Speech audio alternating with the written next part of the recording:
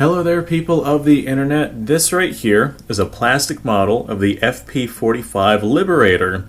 It was a single-shot 45 caliber handgun that was utilized back in World War II. This right here I was told was going to be a one-to-one mock-up, but it clearly is not.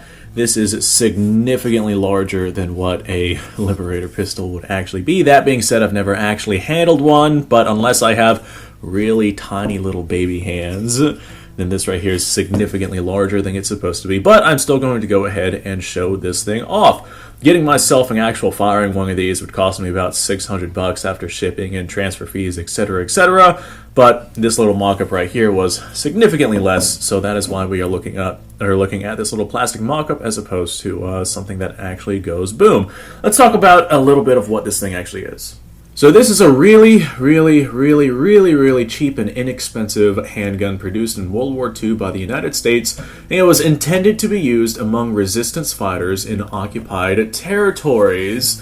A lot of people tell me that these were used in France, but I have not been able to find anything about these being used in France, but I have found documentation about these being used in various other countries around the world. The idea was that you take these incredibly cheap 45 caliber handguns and you sprinkle them among an unarmed population.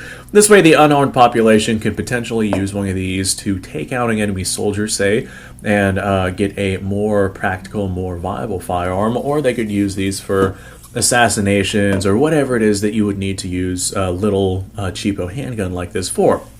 Basically to handle the United States' dirty work whenever they did not want to handle it themselves or could not handle it themselves. Whenever I say that these right here were very inexpensive to make, I mean that they were very inexpensive to make. I did the math, and adjusting for the inflation, if these right here were being in production, they would cost about $40 a piece to make, and that is a very cheap 45 caliber handgun. We'll get into why here in a second.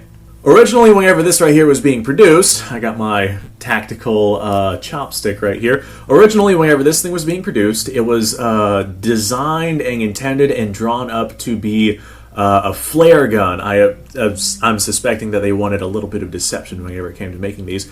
But these were drawn up to essentially be like a flare gun, and all the terminology on the firearm itself did not have any actual firearm terminology. Like the barrel was called a tube, and the trigger was called a yoke, and the firing pin for the system was like a control rod, etc., etc. There were a lot of things with this system right here that were, a lot of it was leaning more towards deception than anything else. The system is made up of very cheap stamped sheet metal. The United States was trying to get literally as cheap as possible whenever it came to these guns. It's all stamped sheet metal except for the barrel, of course. And the barrel itself does not have rifling inside of it. It is a smoothbore barrel. Rifling a barrel can be a little bit on the pricey side, and these right here, like I said, they were trying to make them as cheap as possible.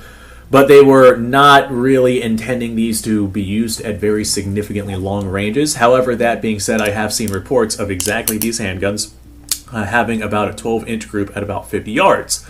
Now, of course, the rounds are going to be keyholing since, it's a smoothbore barrel.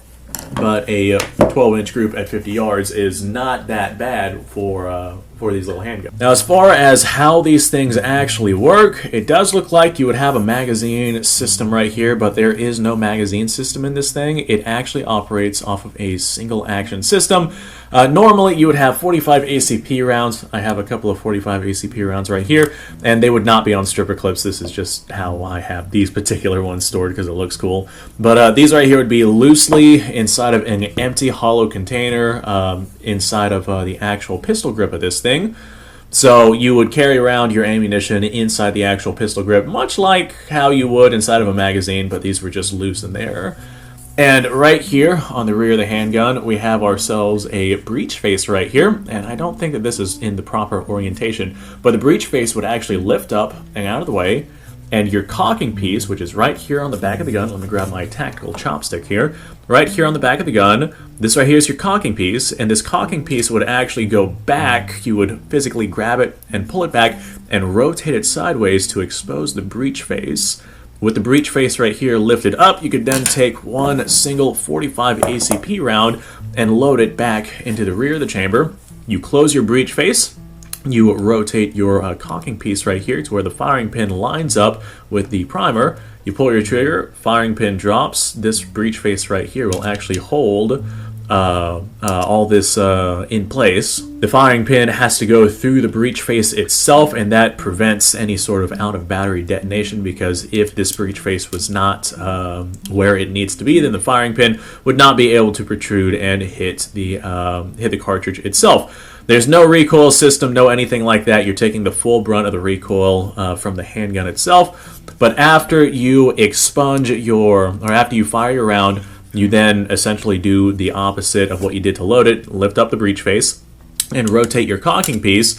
And as the cocking piece rotates and comes out, these actually came with a little wooden stick, kind of like my tactical chopstick here, but not quite, which you would then take and shove down the barrel to knock out your spent casing if it did not fall out already. And then you are free to loading another single round and close the breech face and cock this thing and send it downrange again. Now, the muzzle velocity on one of these had a 4-inch barrel. They were a total of 5.5 inches in length, and the barrel was 4 inches. These right here, with a barrel length of only 4 inches, had a muzzle velocity of about 740-ish feet per second, which is fast enough to be able to handle the things that you need handled. Normally, out of, say, a 1911, the 230 grain projectile that would be fired out of these things would travel at about 850 feet per second. So these right here were a little bit slower velocity, but it's still plenty of velocity to be able to take down whatever it is that you're aiming at. As a little bit of context, this right here, being our FP45 Liberator, this is what the United States was issuing its soldiers. This right here is a 1911, and obviously they're not, a one-to-one mock-up, but something like the 1911 was significantly more complex to make. It had a recoil system and magazine system, and it was just a much more in-depth design than something like the Liberator, which is why these incredibly cheap handguns were sprinkled out among populations, as opposed to them sprinkling out much more superior firearms like, say, the 1911. I actually watched Ian McCollum's video on the FP45 Liberator not too terribly long ago, and one of the things that he said was that one of the arguments that was being used is that you could arm 1 million people with these FP45s for about the same cost that it would take to build one single battleship. So that is a whole lot of people armed for not a lot of money. These right here are incredibly cheap handguns. And it was such a good program that the CIA actually tried, what would you call it? How do I want to say this without getting yelled at in the audience? They tried to essentially replicate the Liberator system in later versions of like a cast metal. It was a cast metal handgun that had the same ideas as the Liberator, just a cheap handgun with no markings or anything like that. The United States wanted to be able to have a full deniability with it. And like I said, it was such a good idea that the CIA decided to try to use it at a later purpose. I like how our little our little trigger guard right here, which is not the proper orientation for how this would actually look on a real Liberator, but I like how the trigger guard right here is actually the front sight as well. These are obviously not long-range handguns. They do not have rifling inside of the barrel, so they're not really intended to be fired out at long distances. There are reproductions that are made nowadays that do have rifling in the barrel that I imagine would be significantly more accurate than the original FP45 Liberators, but this right here is obviously just a plastic 3D mock-up. It does not go bang or anything like that, and I can't necessarily justify me getting one of these, for $600 whenever that would give me several entry-level handguns or one really nice handgun. But yeah, the sights, they were just stamped, sheet metal along with basically the rest of the gun. Non-adjustable, this right here, they were fixed sights, and they were not intended for much more than point and shoot.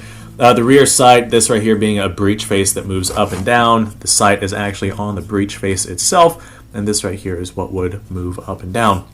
And because of that movement right there, that alone would attribute to a loss of 0 and already having inaccurate guns. Had these things not already, been inaccurate from the lack of rifling inside of inside of the barrel. So I don't think I have anything else to add for these little handguns. Besides that, I was going to talk about the feeling and how these things actually felt in the hand, despite the fact that they looked awkward. But this right here is a much larger rendition, and it feels very uncomfortable to hold. Like, there's no way that...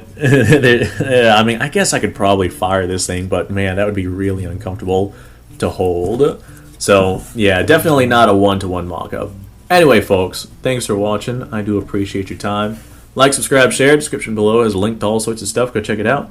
You guys go off, have yourself a fantastic day. Hopefully you guys learned a little something about the FP45 Liberator. Really, really, really cool little handgun. I would love to get my hands on one of the reproductions if I could ever manage to afford it.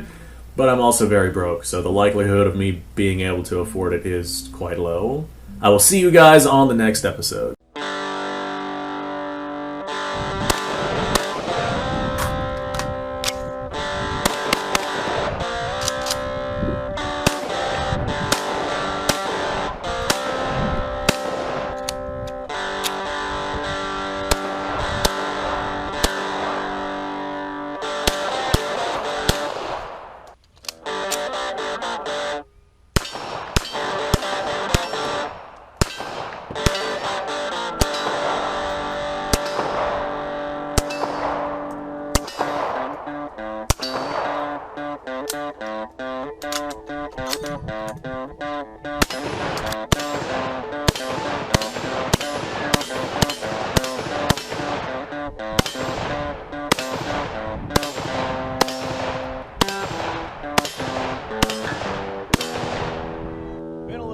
Since I've done this.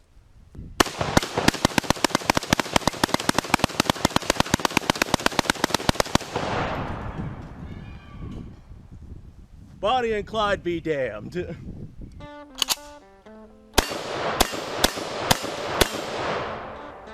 poor man's Garen.